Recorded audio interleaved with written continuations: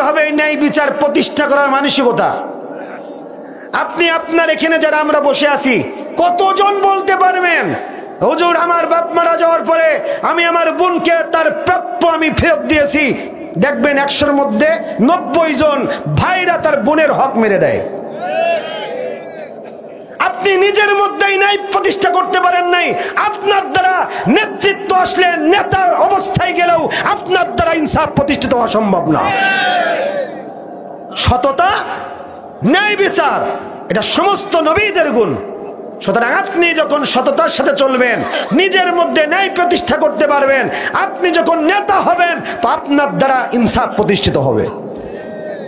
ভাই মনে রাখবেন, আবু তালেব কাফের না মুসলমান? কাফের না? কাফের। আবু তালেব কাফের, মুসলমান নয়। কিন্তু আপনি কখনোই দেখাতে পারবেন না, কেউ দলিল দিতে পারবে না এই আবু তালেব জিন্দেগিতে একটা মিথ্যা কথা বলছে, কোনো দলিল নাই। আস্থা রাখে, সুতরাং নেতার কথা হবে এমন কথা যেটা আস্থার প্রতিদান তারা দিতে পারে। কথা বলেন ঠিক কিনা? আবু সুফিয়ান কাফের, পরবর্তীতে মুসলমান হয়েছে। কাফের যখন ছিল, হিরাক্লিয়াসের সামনে তার বিরোধী পক্ষের ব্যাপারে কথা বলেছেন, একটা মিথ্যা কথা বলে নাই।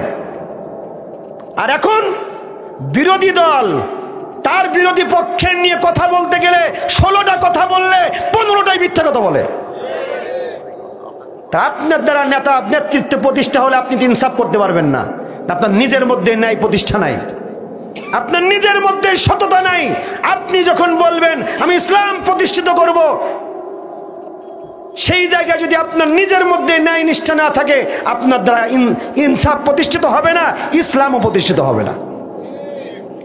সততার প্রয়োজন। সমস্ত নবীদের সততা ছিল।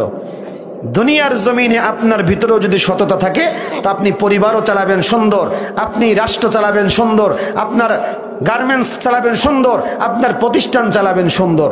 2 নম্বর যে গুণের কথা বললাম সেটা কি বললাম? সততা। সবাই বলেন সততা, ন্যায় বিচার, এটা থাকতে হবে, সততা। 3 নম্বর, এই গুণটা, যে গুণটা সমস্ত নবীদের মধ্যে ছিল, আপনার অ্যাবিলিটি আছে প্রতিশোধ নেওয়ার, কিন্তু আপনি মাফ করে দিলেন।